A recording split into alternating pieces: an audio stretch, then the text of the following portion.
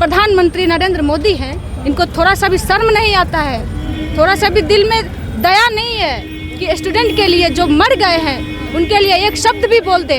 मणिपुर की घटना को जान रहे हैं किस तरह से जल रही है, मणिपुर पर एक शब्द भी नहीं बोल रहे हैं। महिलाओं के साथ किस तरह से बर्ताव किया गया उनके बारे में एक शब्द भी नहीं बोलते। कितनी ये निर्लज्ज सरकार है। ये कहते हैं बेटी बचाओ बेटी पढ़ाओ, एक तरफ बेटी बचाओ बेटी पढ़ाओ का नारा देते हैं और दूसरे दिन बेटियों का हर दिन होता है। जब नीट में धांधली हुई तो काफ़ी बड़े पैमाने पर धांधली हुई और इसमें हरियाणा में 11 स्टूडेंट सुसाइड किए। सोर्स ऑफ इनकम बना लिया है ये भाजपा की सरकार में, जो इस तरीके से लगातार घटना हो रही है, जिससे हम यही समझते हैं कि उन्होंने प्रश्न पत्र को लीक करके उसको अपना एक बिजनेस बना लिया है। पटना के गांधी मैदान की कारगिल चौक के पास है। यहाँ पे जो है AISF के द्वारा जो है विधानसभा का घेराव किया जा रहा था, लेकिन प्रशासन के द्वारा इन्हें कारगिल चौक पे ही रोक दिया गया है। और हमारे साथ कुछ लोग हैं, इनसे ही जानेंगे आखिर क्यों ये लोग जा रहे थे विधानसभा का घेराव करने। क्या नाम हुआ पहले? मेरा नाम सबीना हुआ, मैं all India student federation state council member हूँ। आज यह धरना प्रदर्शन इसलिए किया गया क्योंकि पिछले कुछ महीनों में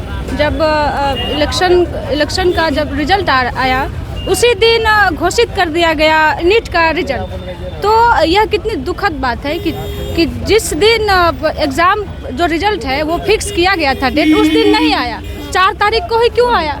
यह सवाल है स्टूडेंट के मन में। और नेट जैसी जो ये व्यवस्था गैर संवैधानिक बनाया गया है, ये ढांचा पूरे देश के अंदर जो लागू किया गया है, इसको हटाने की बात कर रहे हैं और वही नेशनल एजेंसी है।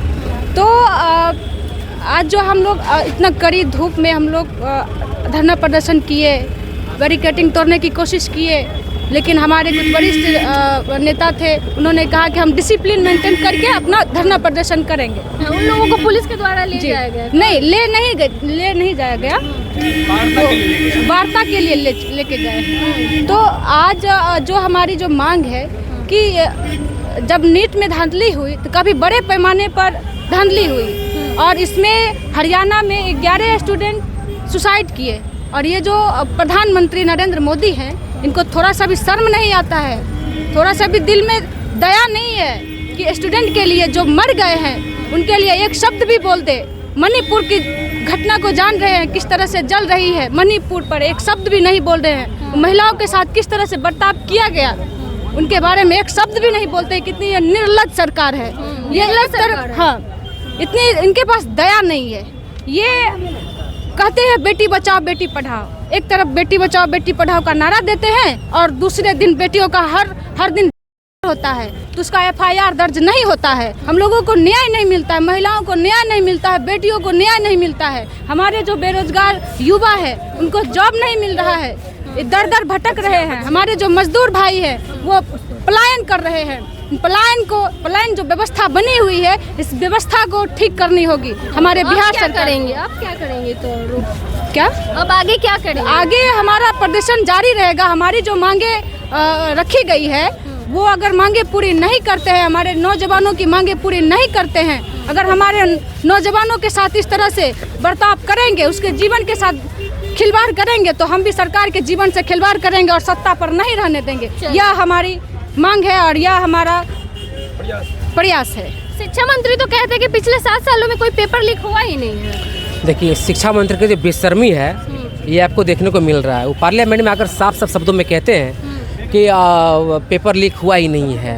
अब समझ सकते हैं जब सुप्रीम कोर्ट का जब फटकार लगता है तब वो एक्सेप्ट करते हैं कि हाँ पेपर लीक हुआ है। इससे बड़ा बेशर्मी और कुछ नहीं हो सकता है। तो ये जो सरकार है मौजूदा समय में जिस तरीके से चाहे नीट हो, NTA जो आया है नेशनल टेस्टिंग एजेंसी, ये एक प्रकार का दलाल है। मैं दलाल शब्द क्यों यूज कर रहा हूँ? मैं इसलिए यूज कर रहा हूँ दलाल शब्द क्योंकि जो NTA है इसके माध्यम से जितनी परीक्षा करवाई जा रही हैं, हाल में जितनी परीक्षाएँ हुए सारे पेपर लीक हुए हैं। जब सारे पेपर लीक हो जा रहे हैं तो फिर इनको क्यों दिया गया है? ये धन्ना सेठ जो बैठे लोग हैं, इन लोगों के बच्चे किस तरह से क्वालिफाइड कर पाए, तो आप समझ सकते हैं इन तमाम चीज़ों को लेकर आज All India student federation Raj Bhavan march के लिए निकला था। रोक दिया गया बीच में। यहाँ पे रोका गया, फिर हम लोग शांतिपूर्ण तरीके से यहाँ पर हम लोगों ने सभा करी। सभा करने के बाद पुलिस के माध्यम से, यहाँ का मजिस्ट्रेट के माध्यम से हम लोगों ने मेमोरेंडम भेजा है। हमारे 5-6 लोग बात करने के लिए गए हैं और उनको मेमोरेंडम देने के लिए गए हैं। क्या कुछ मांगी थी, क्यों उतरे थे सड़कों पे? देखिए, मांगे बहुत सारी हैं, समस्याएं बहुत सारी हैं छात्रों के साथ में।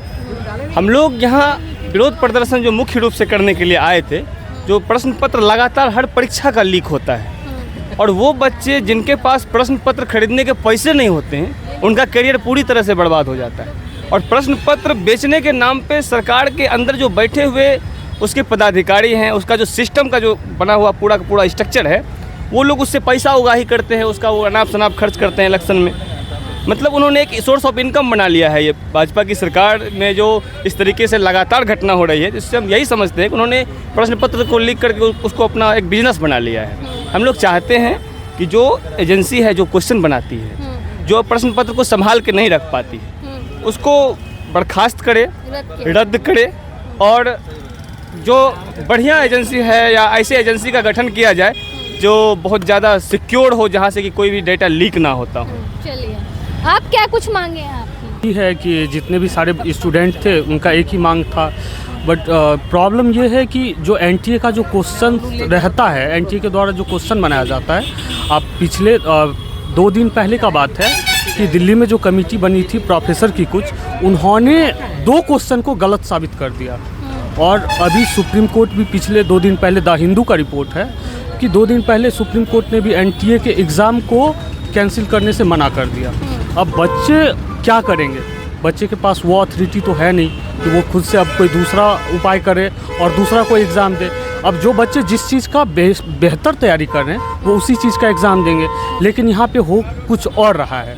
अभी जैसे कि हमारे जैसे स्टेट गवर्नमेंट के पास बिहार पुलिस का एग्ज़ाम का डेट आया, बट स्टूडेंट के पास सबसे पहला सोच ही यही आता है कि अरे कोई बात नहीं, रनिंग करो, क्वेश्चन मेरे पास आ जाएगा। ये पहला बात रहता है स्टूडेंट। आप किसी भी स्टूडेंट से बात कर सकते हैं आप कि आप दौड़ स्टार्ट कर लो, फिजिकल करो, क्वेश्चन तुम्हारे पास आ जाएगा, मेरिट लिस्ट बनवा देंगे, इस तरह से बात करता है। उस टाइम हम खुद एक स्टूडेंट है और हम खुद यूजीसी नेट का तैयारी कर रहे हैं। आपको पता होगा कि यूजीसी नेट का भी क्वेश्चन लीक हो गया था, इसीलिए सड़कों पे उतरे थे। हाँ। और नेट का क्वेश्चन जैसे लीक हुआ, अगले ही दिन उसको कैंसिल कर दिया गया। अब आगे क्या करेंगे? अब फिर से नेट का एग्ज़ाम है 21 तारीख से स्टार्ट, 21 अगस्त से।